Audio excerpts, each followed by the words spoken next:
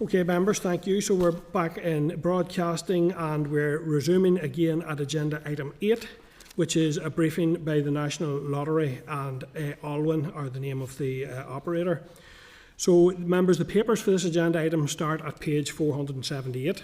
I'd now like to welcome the following representatives from Alwyn UK, who are the current operator of the National Lottery, to this morning's or this afternoon's meeting, as we are now. Yep. Slipped into afternoon. So, I'd like to welcome Tiffany Gerbandi, who is Senior Policy and Public Affairs Manager with Alwyn, and Gillian Taylor, who's Director of Communications. So, Gillian, I think it's yourself maybe is going to make some opening remarks? We both are. We'll share the minutes that we have. Okay, thank you. Do you want me to start? Yes, go ahead, please, Gillian. Yeah, thank you. Thank you, Chair, and good afternoon, everyone. I'm Gillian Taylor. I'm the Director of Communications at Alwyn, and I joined the business in the autumn of last year. Alwyn took over the operation of the National Lottery in February last year with a 10-year licence to run the draws, sell the tickets, pay the prizes, market the games, and run the 40,000-strong retailer network. In essence, we're the fundraiser. Our aim is to grow the National Lottery responsibly and champion its impact. Double returns to good causes from 30 million to 60 million a week by the end of the 10-year licence, and to modernise the National Lottery while staying faithful to its original vision. For 30 years, the National Lottery has been changing lives every day. In Northern Ireland, over 1.5 billion has been distributed to good causes since '94, funding over 34,000 projects through 4 public bodies: the Arts Council Northern Ireland, Sport Northern Ireland, the National Lottery Community Fund, and the National Lottery Heritage Fund. I know you've just seen the British Deaf Association. They actually got £126,000 of a grant last year for a project in Northern Ireland from the Heritage Fund. They can provide multi-year long-term project funding. This can and does cover core costs like utility bills, wages and rent. National Lottery funding is not centrally located from a distant organisation. It is allocated by experts within the communities they serve. It goes exactly where it is needed, and only a truly national lottery can do this. Communities, charities and voluntary sector across Northern Ireland have received nearly 770 million of funding over the last 30 years for organisations like Hive Cancer Support, Fermanagh Women's Aid, the Conswater Community Greenway and St Peter's Immaculata Youth Centre. The National Lottery has played a proud role in protecting and celebrating Northern Ireland's heritage, with well over 290 million of funding. This includes projects such as the Playhouse in Derry, Londonderry, the Visitor Centre at the Giant's Causeway, and the 17 million regeneration of the Titanic Quarter in Belfast. The arts have benefited from over 220 million of National Lottery funding. This includes Niall O'Neill's Brawn fishing boat on Portstewart Promenade, as well as films like Bloody Sunday and the Oscar-winning An Irish Goodbye. It also includes iconic buildings from the Lyric Theatre and the Grand Opera House in Belfast to the Braid Arts Centre in Ballymena. From funding athletes and sports centres to grassroots projects, sport has also benefited just shy of 200 million. Athletes include people like Rory McIlroy, boxer Carl Frampton, and Olympians and Paralympians.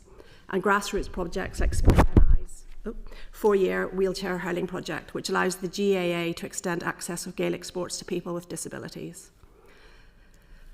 What is often overlooked is the impact of the National Lottery on Northern Ireland's high streets. The National Lottery is the only large-scale lottery that is sold on high streets, and we are proud to say that over 1,500 retailers in Northern Ireland sell National Lottery games on our behalf.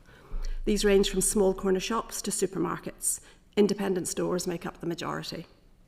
National Lottery retailers on average earn £6,000 a year in commission and benefit from the additional footfall into store that lottery products drive.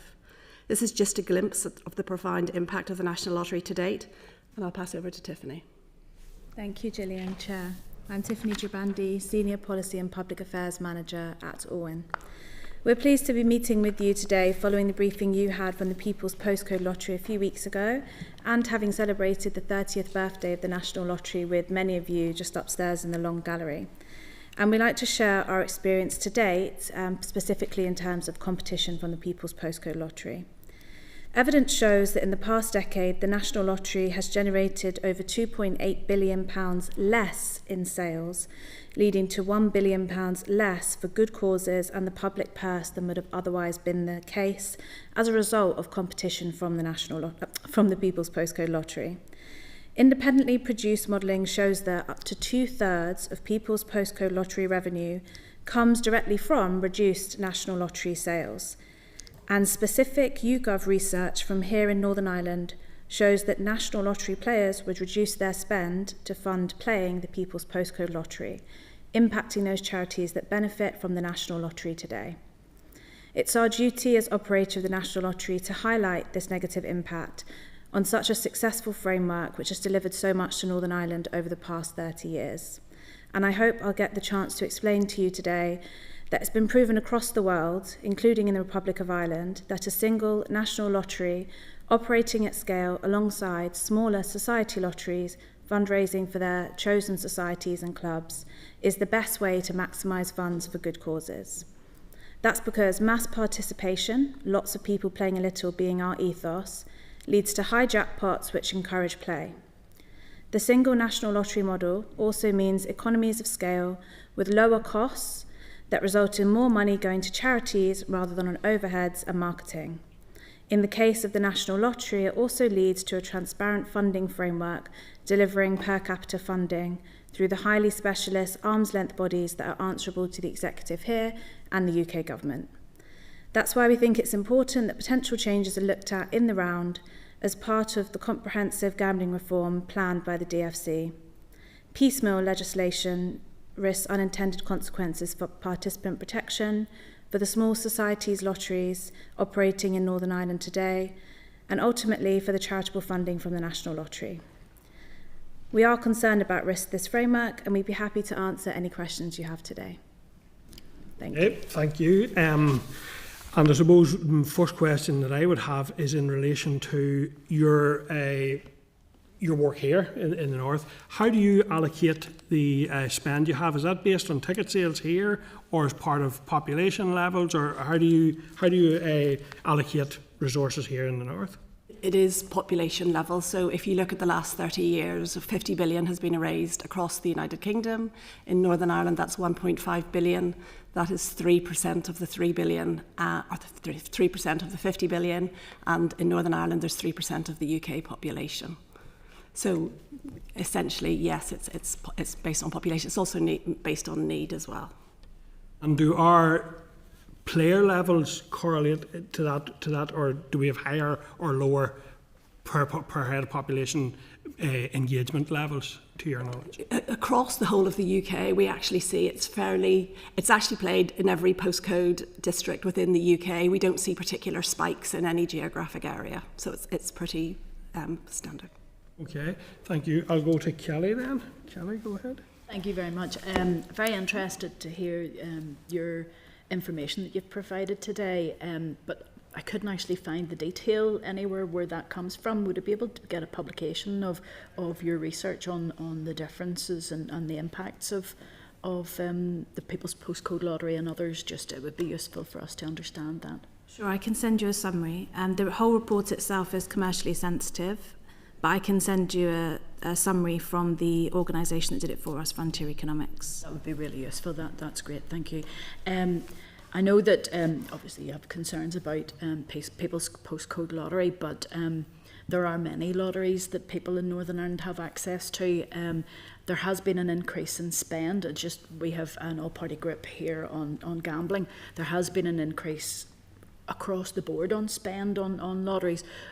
Why would you think that People's Postcode? I know you've said that you have evidence that the spend on lotteries has gone up. It may well be that the balance of how people are buying just differentiates. Do you not agree that spend has gone up over the last number of years into lotteries and for different forms of gambling? I would firstly separate the gambling from lotteries. I'm sorry, I'm not familiar with the research that you're referring to.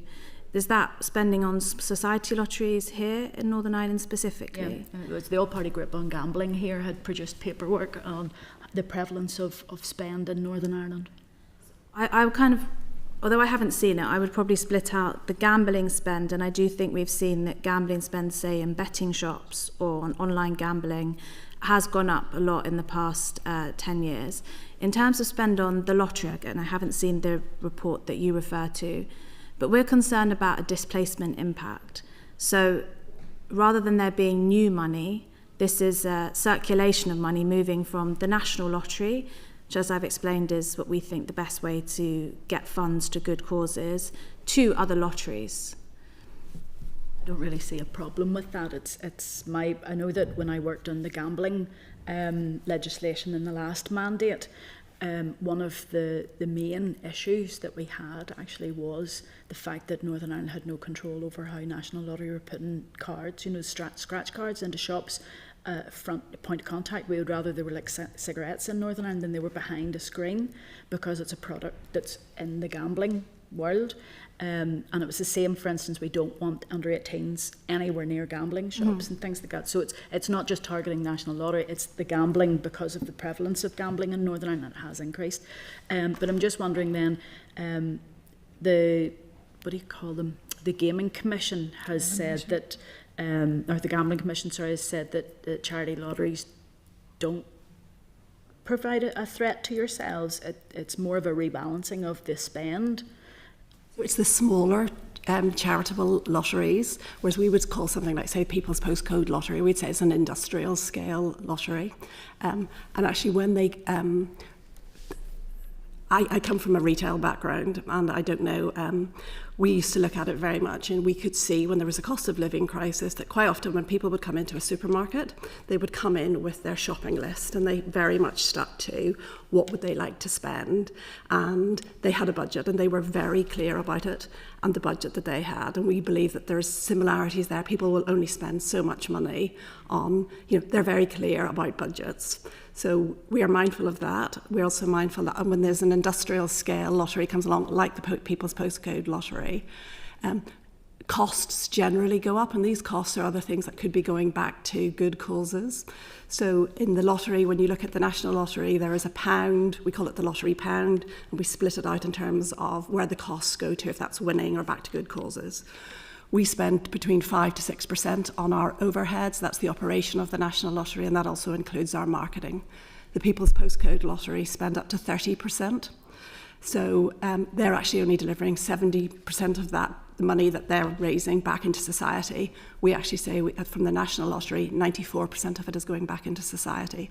So there's different ways when big industrial scale lotteries come along that they are taking that available spend, and it is taking money from the National Lottery, both from people who are playing the National Lottery, but also how much money we are having to increase in terms of things like marketing to get people to play the National Lottery. Do you mind if I jump in on the scratch cards point, as I realise that it's a big point for me because they're visible by under 18s. So I think you made quite a few really interesting points. Firstly, the age to play the National Lottery is 18. That changed in 2021. Secondly, they are visible to younger people in store. We have a really comprehensive game design process, which means that we make sure those games do not strongly appeal to under 18s. I'm also part of that process. We sit there, and I'm doing it later today, we look at every single game that goes out into market and assess it for appeal to children and young people, obviously to reduce that appeal as much as possible. Something which was released by the Gambling Commission earlier this year showed that there is no association between high-risk problem gambling and any National Lottery game. That includes Lotto, Euro Millions, scratch cards and instant win games. So we felt pleased to see that. Obviously, we don't want to be causing harm in society. And on top of that, we know it's because of our responsible game design and responsible marketing activities, the fact that retailers are really well trained in not selling products to under 18s. We do mystery shops, thousands a year, to check that that's the case. But also, it's about our participant protection strategy overall and the focus that we have on making sure the National Lottery is safe, enjoyable, and not appealing to young people. I'd be happy to send you more about scratch cards, or we could have another conversation about that if you'd like. To be honest, I will declare an interest. I have no interest in scratch cards. They're a pollution in my community and my constituency. And to be honest, if they were as careful in their marketing, then they wouldn't be sitting point of sale at a till. I just think that that's a wrong way to go about selling a product. Cigarettes we put behind for the purposes that people don't see them, and I think, to be honest, this is within Northern Ireland. It feels the same. The Gambling Commission haven't produced any figures for Northern Ireland because they don't cover here. So no, it's just I'll be very honest with you guys. We've had the People's Postcode Lottery and yourselves have come to us, and it feels like there's a battle of two entities together. The Minister's not bringing anything forward on gambling at the moment. There is nothing for this committee to challenge him on or do anything on. There's a simple review on the current areas within the current Act that we're supposed to come forward within a few years. So I know that that's going on, but there's nothing happening at the moment. Much as I would prefer that the legislation was here rather than in Westminster, so that we'd have a little bit more control, there's not anything coming forward, so there'll be nothing changing in the near future unless there is another way for legislation to come forward on that. Yeah. Yeah. Thank you. Thank you, Kelly. Morris? Yep. Thank you very much, Chair. Thanks very much for your presentation. I know from my own constituency, the oldest club in Coleraine and perhaps one of the oldest clubs in the entire island of Ireland, Banrone Club, has benefited magnificently from the lottery. We have a bronze medalist in Alan Campbell, and we have the Chamber brothers who are silver medalists, and last year we had Hannah Scott, who's become our country's second golden lady at a very young age. So yeah, I have seen the benefits, flower fields, Causeway, Giants Causeway Centre, etc., etc. So the benefits are tangible and they're physically able to be seen, you know. So I would be very supportive of the National Lottery. I would be telling an untruth if I said I hadn't had a presentation from the People's Lottery, which I listened to, etc., etc. I have never gambled in my life. I don't know how to gamble. I don't want to know how to gamble, and I never found any fascination by it. But I do buy if I'm in a shop. Not every week, but if I'm in a shop, I would buy a lottery ticket with a line for each grandchild, all on the one line, so nobody can say who won what. And if that's gambling, then I'll take back the thing that I never gambled. Don't do scratch cards. Never did. They've no fascination for me. But when Kelly talks about them being front and centre at the till, I'm a chocoholic. And every shop I go into, there's chocolate at the till. So I do know that if you've got an addiction, having something in front of you can be quite tempting. So, whereas for me, a square of chocolate's no good. I need 2 or 3 bars. But that's beside the point. I just think the National Lottery, as you've alluded to, would be better if there was one operator and one operator only. And I say that, and I don't mean any disrespect to the People's Postcode Lottery, but when you think about when the lottery first came out, there was the Irish Lottery, and then there was the National Lottery, and people bought the cards. You spend what you want to spend on the card, it's finished. You don't buy any more cards that week. However, in gambling, especially horse racing, you can gamble in every race, in every hour, on every day, and that's where the danger is. To me, the National Lottery is just people like me. I'll have a wee flutter. I'll throw a few pips. Comes up, doesn't come up, no harm done. But a gambler, if it doesn't win, will double the takings to try and get his money back, and it's very addictive and it's very damaging, and I have seen it actually destroy lives of people that I have grown up with. So I'd like to make a complete difference between the lottery and gambling in that sense. Personally speaking, I have already committed to it. I just think you were right when you said one operator is all that's needed. And if you have several operators, you reduce the kitty. If you reduce the kitty, people like sports people in my area will not benefit. The flower fields won't benefit. Giants Causeway won't benefit. And the Sports Council, the Arts Council, the National Lottery Fund and the Lottery Heritage Fund will go down. So there'll be less projects that we can fund for our country because it is country specific, and you've chosen very, very good, I think, people to distribute on your behalf. So look, I have nothing to add other than I would support the National Lottery. I wish you well, and I will still continue to do a flutter now and again. Thank you. Thank you, Morris. Thank you, Chair. More of a comment than a question. Yep, no problem at all. Thanks, Brian. Chair, thank you. Thanks for your attendance today. Can you just talk us through the current legislation in place? So, and the difference between Northern Ireland and GB. So, the National Lottery, is it the case that the National Lottery is the only operator that can operate across the UK, but there are apart from the People's Postcode Lottery, there are other large lotteries in GB. So there is a difference in legislation. We have some local society ones, sports clubs, which I presume they're legal. Maybe some of them run under the radar, but there must be legislation that allows up to a certain size. Can you just talk through, and if it would change, what would the consequences? It wouldn't just be about the People's Postcode Lottery. It could open the door for other ones potentially. Sure. So, yes, as you said, the National Lottery Act in 1993 allowed for a UK-wide national lottery operating at scale to be as efficient as possible and to offer those large prizes which we know drive sales. When you see the Euro Millions prize for a big weekend, that is really great for good causes. Also helps us to keep our overheads low. But alongside that, it's always been the case that there are small society lotteries which we support, and that might be for fundraising for clubs to get new uniforms or, help out rebuilding their pitch or their roof. And it's the same here with those small society lotteries. What's happened in GB is that the legislation has been used by the People's Postcode Lottery, and there are others. So there's also the Health Lottery, which operates on a GB-wide basis, there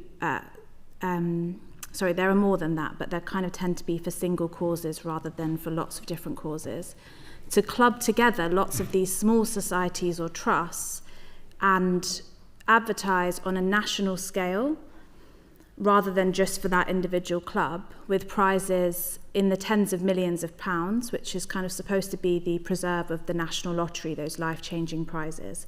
Although the individual prize that one person could take home per ticket is capped at £500,000. So it's slightly confusing, but it might show a big £20 million, but actually you would get less than that if you were to win. Here, as I understand it, you have societies lotteries, which have a expenses cap of between 15 and 20%. So that means that that the vast majority of the money is going back to charities and to winners. What's the 15 to 20% cap? 15 on expenses. So that's what you can spend on administration, overheads and marketing. The Gambling Act 2005 in GB removed the expenses cap that was in existence there. And that's what precipitated the rise of what we call industrial scale society lotteries in Britain, because they were able to increase their marketing to operate on this national scale and compete with the national lottery rather than being a lottery for a specific cause in their area. So today, I believe it's the case the People's Postcode Lottery could operate here, but because their expenses are more in the region of 30% of revenue, that wouldn't be legal. Whereas the National Lottery is operating at between 5 and 6%, and that includes running a really secure website and app, and supporting 40,000 retailers across the UK, and employing people across the UK, as well as at our headquarters. Right. So People's Postcode Lottery could operate here at a lower expenses? I believe so. Right. And you were saying, are some lotteries then, you said they're clubbing together, are they pretending to be a collection of smaller lotteries, but actually operating as one big one? Or? It's more about kind of operating under one banner. So I think the People's Postcode Lottery is made up of 20 trusts, right, and each trust runs a lottery. And then the name that you kind of buy tickets from the People's Postcode Lottery, but the draw takes place for that trust. And at that time, your money is going towards that trust. It's slightly convoluted, but that's the way that you can operate on a national, kind of under a national banner, but using the legislation as it exists today in GB. And if the legislation was changed here, the critical thing is the expenses cap then.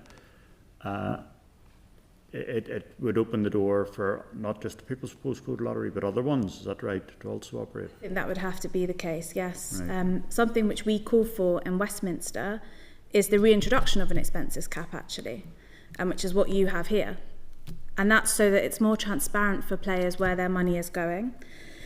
And to kind of halt this marketing arms race, which we've seen over the past 10 years. So a marketing spend of, I think, something like 70 to 80 million pounds a year from the People's Postcode Lottery.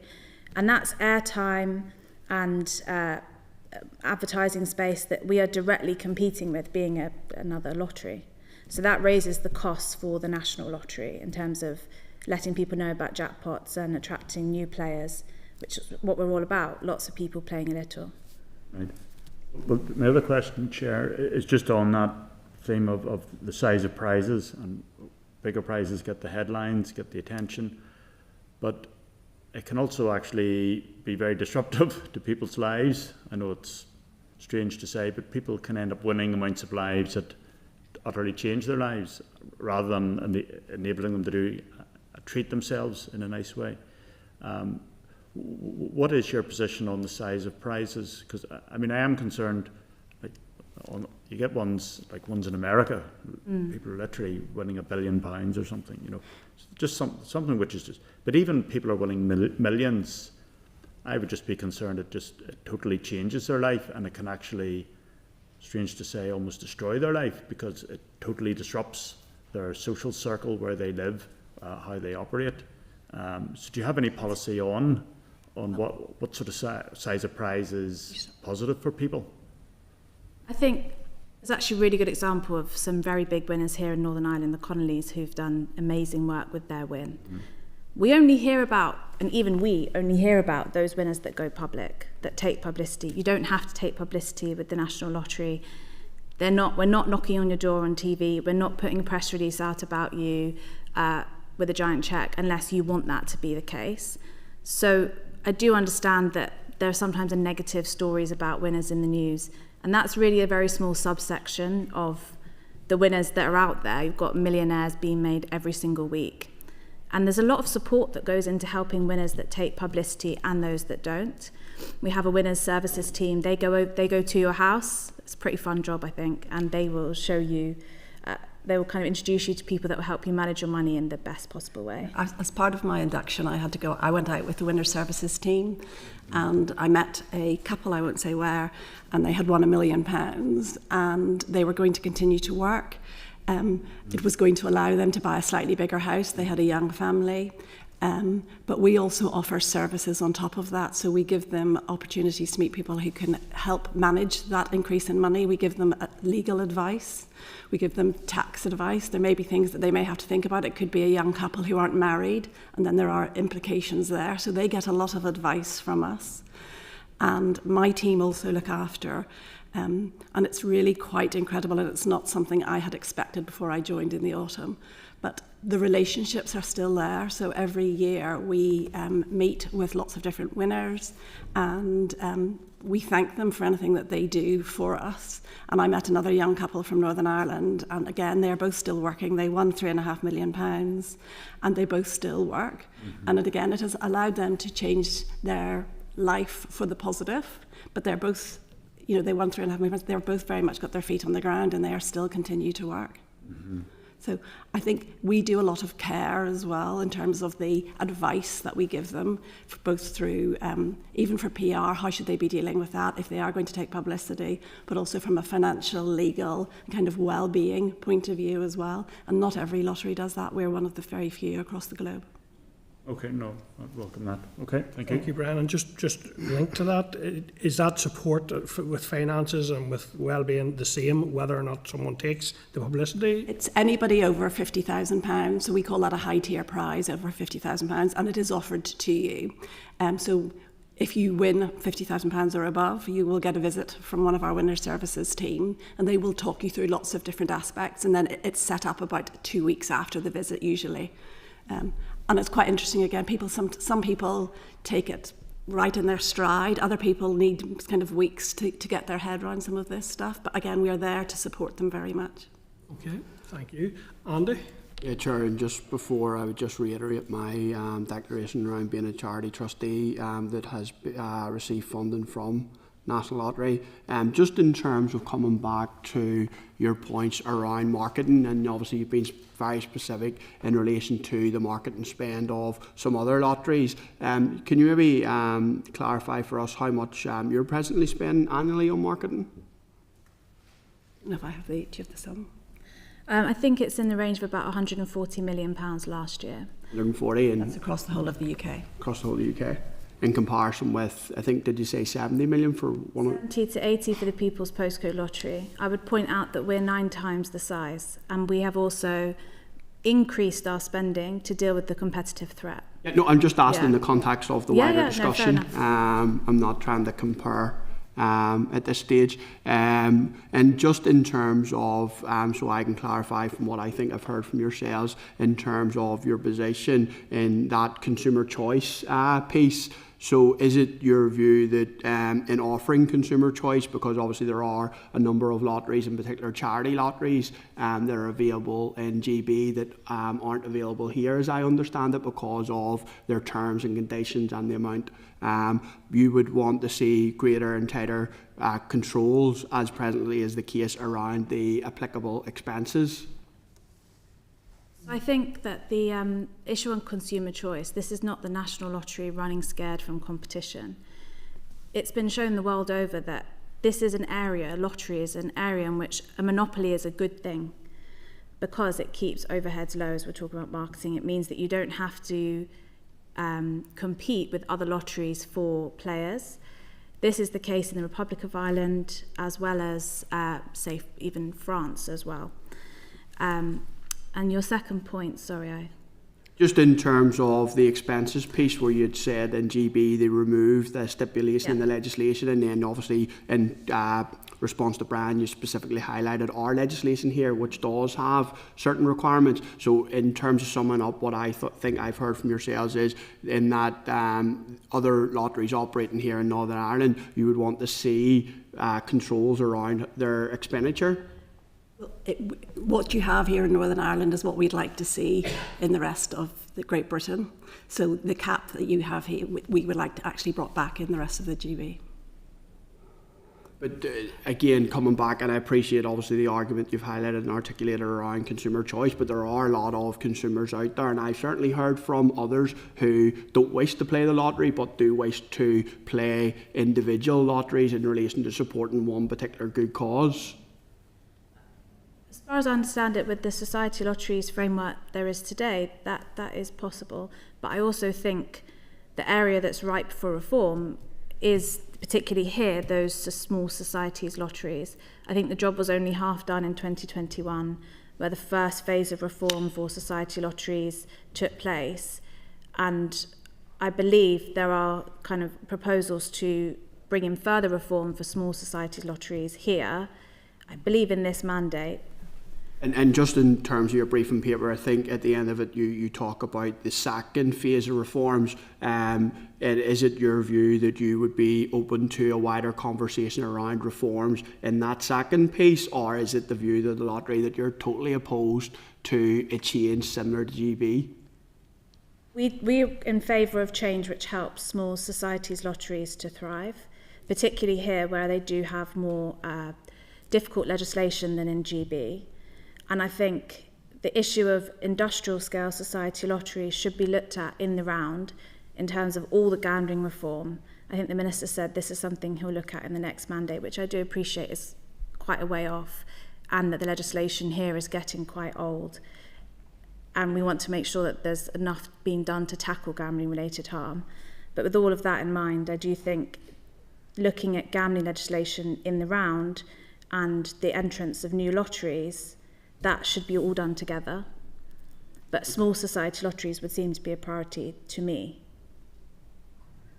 And just if I can pivot across to the gambling-related harm piece, and you touched on this in part with Kelly, and you had mentioned in your response in relation to the steps that you take in order to make some of the scratch cards and your instant win games, for example, unappealing to certain age demographics. Can you maybe expand on what it is you do?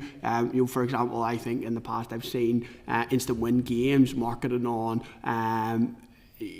board games, for example, notable ones. So how is that being made unappealing to our younger generation? So we do sit there, so I have a meeting at 3 o'clock, we'll go through every single instant win game and we go over all the different elements to it. So for example, someone might put forward a game that has a rainbow in it. We'll sit there and we'll talk at length about whether that rainbow is appropriate. I would also point out that the instant win game is behind a 18 plus login wall.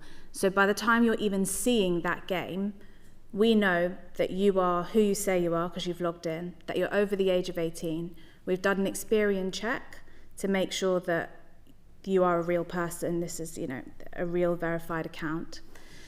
And then you would be seeing the instant win game. But regardless, we know that we need to make it not appealing to young people. With board games, for example, yes, we used to have a Monopoly scratch card, an instant win game. And what we've done in light of changing ASA rules is we have kept the instant win game for Monopoly behind that sort of paywall's not the right word, login wall, where we know that only over 18s are seeing that. And we've taken off Mr. Monopoly, for example, who we recognise that young people might recognise him. But equally, we know that Monopoly is sort of not what kids are doing these days, as far as I understand it. It's kind of more of a nostalgic game, but we still are really careful about it. And then we don't offer the scratch card, which could be seen in a shop, as Kelly mentioned. No, I appreciate that. We are also investing in our technology. So Alwyn, as the operator, has invested currently to date over £350 million in the technology. Part of that upgrade is to make sure that participant protection measure, that we're bringing in more participant protection measures that the new technology can allow us to do. Yeah, and just final point, Chair, in terms of that engagement with young people around these games, etc., scratch cards in particular being unappealing, what level of engagement and how is that taken forward with young people in terms of asking them if they feel that it's appealing? It's kind of a tricky one because then we would be showing the product to people who can't play. But what we've done in the past is show game types to 18-year-olds that we've used as a proxy for young people and asked them about appeal. And then we've showed it to parents of children, obviously, and said to them, do you think this would appeal to your kids? Because we can't actually do consumer research with children, so we have a few proxies. But we do that. We will have a new game coming out, and if it and we will talk to people that are representative and can kind of give the views of young people to make sure that appeal is not there. We would also look at, even when we are working with, say, social media influencers, or if there are celebrities coming to our events. So we had the big night of musicals or the Big Bash for New Year, where we're looking at National Lottery funded charities on acts and things on stage. If we thought that they had an appeal to anybody under the age of 25, we don't invite them. So we are very aware that social media is something that we have to make sure that we're not appealing to people under a certain age, even though obviously 18 to under 25, you can play the National Lottery. Okay, thanks, Chair. Thanks, Andy. And as a parent, I can confirm that young people still do play Monopoly, and it still does end in a row every time. Yes, Sian. Thank you, Tiffany. I'm trying not to get offended by the fact that you said that the legislation is getting quite old, given that the legislation was out in 1985 and is the same age as myself this year. But I'll forgive you that one. I just want to ask a few questions about the displacement impact that you'd mentioned there. So, to declare the interest that I declared at the start, Chair, it is myself that's bringing forward the members' bill. My reasoning for doing that is that the charity sector in Northern Ireland is in dire need of that that core funding. So, first of all, I mean, what the two products are quite distinctive: large society lotteries and the National Lottery. What is it about products like a large society lottery that you think customers are more likely to switch? I think the Chief Executive of the Gambling Commission, who obviously regulates just the National Lottery, nothing in Northern Ireland, and the UK's the Department for Culture, Media and Sport, they've all said that, and the quote is there, that charity lotteries do not present a threat to the National Lottery. So what is it about that you think might make someone choose to switch product? I know that you're already committed to increasing funding for the community voluntary sector, and I totally get that, and I think it's really important work. We do disagree with those statements, and I would see, although it might be marketed different in the end, these are two lotteries, the People's Postcode Lottery and the National Lottery, operating on a national scale, advertising prizes in the tens of millions of pounds. It's kind of well known in the academic research, at least, that lotteries are cannibalistic is the word that we use, which is quite extreme, but when you have one lottery, it will cannibalise sales from another, and that even can take place within there being one operator. So every time we launch a new game, we need to look at how much that will impact the sales of our other games. And that's why we believe the single national lottery model is the right way to go, because one operator can balance all of that out and make sure that when you're launching a new game or bringing a new product, you are managing the cannibalisation of it. So I think our view, and we make this in Westminster all the time, is that it's a cannibalistic market and the two do directly compete with each other. Okay. You had sent me briefing material from Flint, is it Flint Global, which you commissioned, obviously. They looked at the impact of People's Postcode Lottery entering the Northern Ireland market, and they say, given the small stakes involved in PPL, it seems more likely that this would displace modest amounts of normal, valuable consumer spending rather than cannibalise in other forms. If they're agreeing with the view of the Gambling Commission and the DCMS Select Committee and the DCMS ministers in terms of that less likely to cannibalise. By the way, the cannibalise and arms race, we need to get out of the militaristic and graphic way that we're talking about this. Is that not the case then, if those sources are coming forward? No, they're referring to lottery spend. They're not referring to other spend. They're referring to cannibalising of lottery spend. Okay. And then in terms of how much you say, because I think, was it the 2.8 billion less in sales over the last 10 years of PPL, and you'd said then that what will be lessened for the good causes coming in to Northern Ireland, 9.4 million, sorry, I think that's what you said in your briefing paper, in the 5 years of People's Postcode Lottery entering the market. Even if we were to accept those figures, given that People's Postcode Lottery themselves estimate raising 25 million from their research, which, as I say, is freely available for good causes in the same 5-year period. I suppose it goes back to what Kelly's saying, any money flowing through, surely they don't marry up and more money would be flowing through to the community and voluntary sector if going by those figures. So, yeah, we can see that as we think 2/3 of their sales will come from reduced national lottery sales, what you're really doing is taking 2 steps forward, 1 step back. So I appreciate, yes, there might be a small surplus, but that's taken place to the detriment, the tune of £5 million to the National Lottery and its good causes, and to the Treasury, because the National Lottery is the only lottery that pays 12% lottery duty. So we really want to make the point about the displacement impact, and it is 2 steps forward, 1 step back. So £5 million, to give an indication, that's how much the Arts Council Northern Ireland will be distributing in 2024-25 of national lottery funding. You know, these are significant sums, and it's imperative on us to make you aware of the risk to the national lottery's funding if we were to see competitors coming in, such as the People's Postcode Lottery. I have one last question, Ger, if that's okay. It was just something that you'd mentioned around 350 million investment in technology. So it was in your briefing note, and whenever we met, one of the things that you brought up to me that I hadn't considered was that small retailer, and then potentially losing business. If you are, and it seems that there has been, I suppose, a current strategy to grow that digital sale, whether it's through the app or online. Surely that will impact your small retailers as well, though? It's everything that touches the National Lottery, so it's not just about a new app and a new website, although that is part of what we are also doing. The retailers at the minute we're rolling out new lottery terminals. So small retailers are actually right in the process at the minute of getting a smaller terminal, new terminals, and then the larger retailers will start to get that at the end of the summer.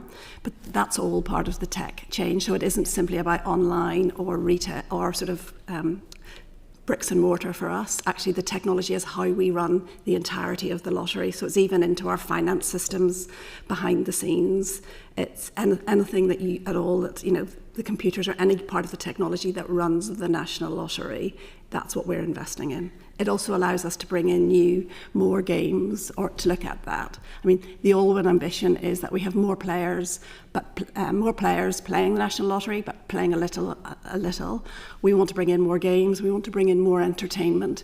You may not remember this, but sadly, I was able to play the lottery when it launched back in '94. And I do remember everybody talking about it, the excitement, and we would like to bring those levels of excitement back for the National Lottery, and all in the aim of giving more money to good causes, because this is what the single model does. It does give more money to good causes, and I think if you're looking at the good causes within Northern Ireland, the 4 bodies that we have here do that job incredibly well. They know where the need is, they're based here, they know the need, they know the geography, and they know their sector incredibly well. I would just reiterate what Gillian said. We're absolutely committed to retailers here, and that technology spend is everything you see in store which runs on tech. And also we've increased the number of people that we employ here in Northern Ireland to support retailers. And we know that we want to double returns to good causes by the end of this licence, and that means more money for retailers in their pockets too, because they get between 5 to 6% commission from selling the National Lottery. Which doesn't exist, obviously, through online-only lotteries. But I come from a retail background. Our chairman comes from a retail background. We have people on our board who are all working in retail at the minute, whether that's Marks and Spencer's or the Co-op. And we're all very passionate. One of the reasons I came to work for Allwyn is that as part of its social value fund, it talks about prosperous places. We want prosperous high streets. We want what the National Lottery does, which is bring footfall to those high streets. And when I worked at a big retailer, I worked at different supermarket groups. On a Monday, we had trading meetings, and we quite often used to talk about the footfall that the National Lottery would have brought in. Thank you. And I suppose just to reiterate the declaration, similar to Andy, in that I am aware of the work through a charity that I'm involved in myself, and the good work that the National Lottery has done over many years. I'm also, like others, concerned to ensure that the charities across our sector who are so hard pressed get as much income as they can for the very good causes that they represent.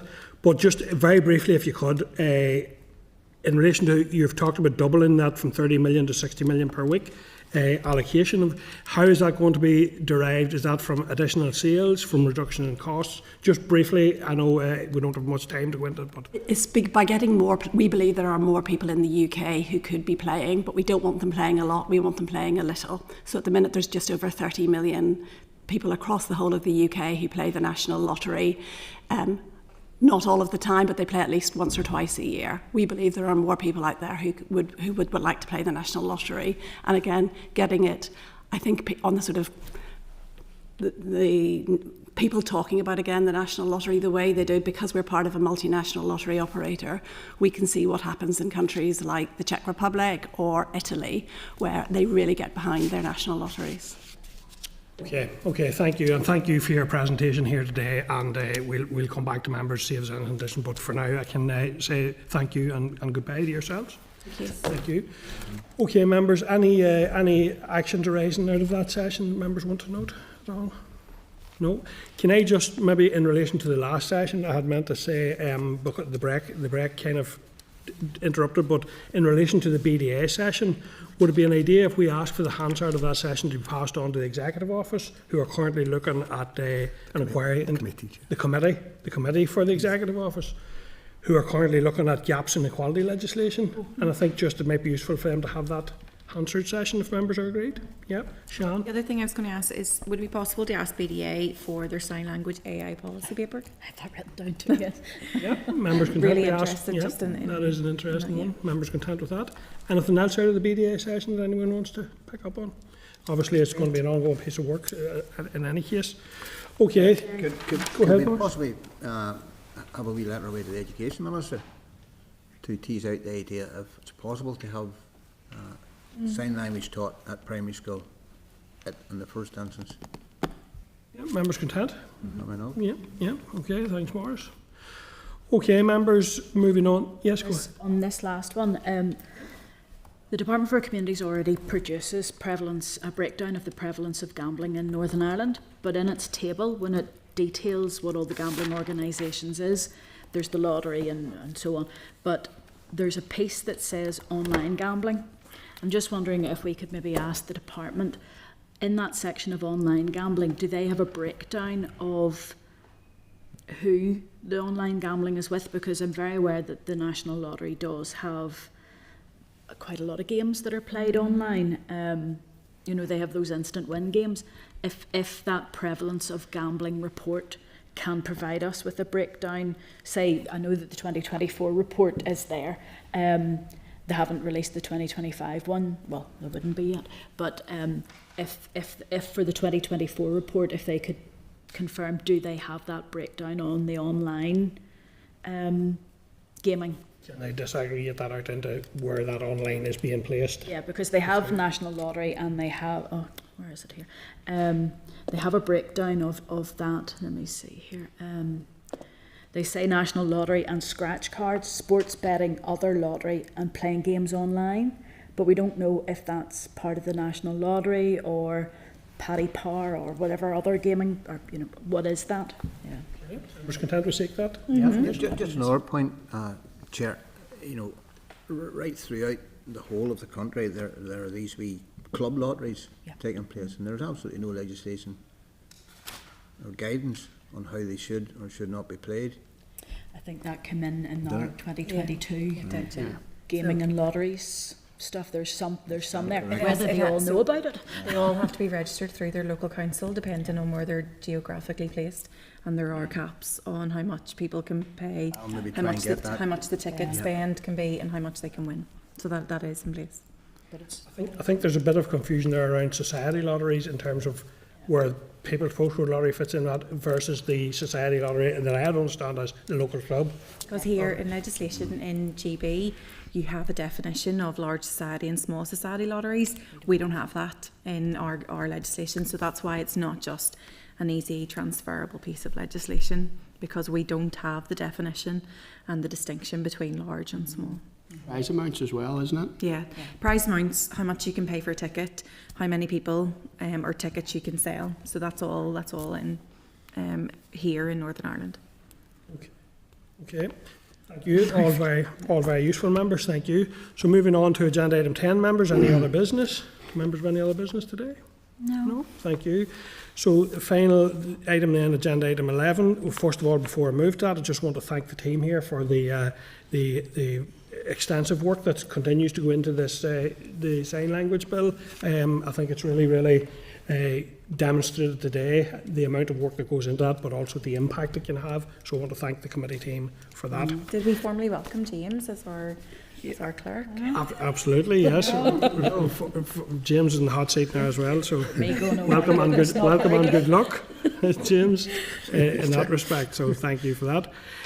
So members, our next meeting will be at 10 a.m. on Thursday, 8th of May 2025 here, in room 29. And just to advise that due to the bank holiday on Monday, 5th of May, committee papers for next week's meeting will issue on Friday, 2nd of May. Okay, thank you, members. Good luck to you all. Thank you very much. Thank you. Senate Chamber. Sound.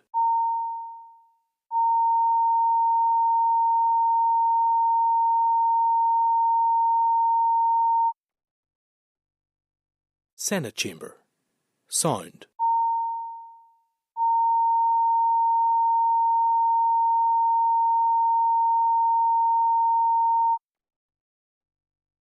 Senate Chamber. Sound.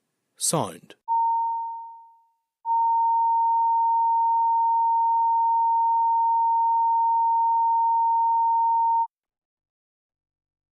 Senate Chamber. Sound.